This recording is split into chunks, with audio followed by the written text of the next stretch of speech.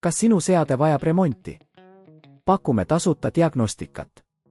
Ilma kõnede ja sõitudeta tuleme seadmele ise järele ning toome sellepärast remonti tagasi.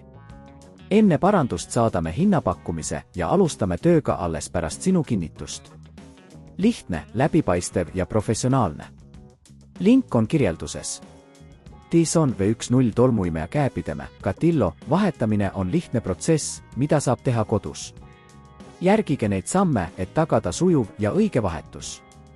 Valmistamine. Enne töö alustamist veenduge, et tolmuimeja on välja lülitatud ja lahti ühendatud vooluvõrgust. Tööriistade kogumine. Teil on vaja ainult mõningaid lihtsaid tööriistu, nagu Philipsi kruvikeeraja ja uue käepideme komplekt.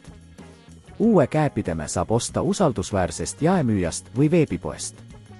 Käepideme eemaldamine. Leidke Dyson V10 külgedelt 2 kruvi, mis kinnitavad käepideme.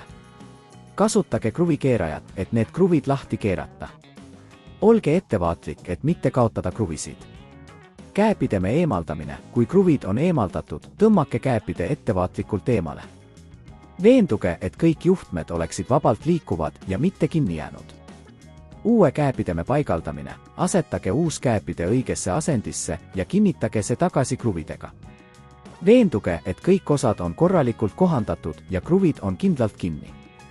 Funktsioonide kontrollimine. Enne seadme taasühendamist kontrollige, et kõik oleks õigesti paigaldatud. Kui olete kindel, et kõik on paigas, ühendage tolmuimeja vooluvõrku. Testimine. Lülitage Dyson V10 sisse ja proovige seda, et veenduda, et kõik töötab korrektselt. Kontrollige, kas käepide reageerib korralikult ja töötab nagu varem. Tasuta diagnostika. Kui teil on probleeme seadme tööga või kui ei ole kindel, kas remont on vajalik, pakume tasuta diagnostikateenust. Meie spetsialistid aitavad tuvastada probleemid ja soovitavad parimaid lahendusi. Kodust pealevõtmise teenus. Kui remont on vajalik, pakume ka seadme kodust pealevõtmise teenust.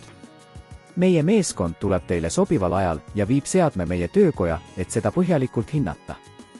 Hinnapakkumine enne remonti. Enne remondi alustamist anname teile hinnapakkumise, et te teaksite, millised kulud on seotud vajalike parandustega. Meie eesmärk on, et saaksite parima teenuse ja kvaliteedi, ilma et üllatustega silmitsi seisaksite.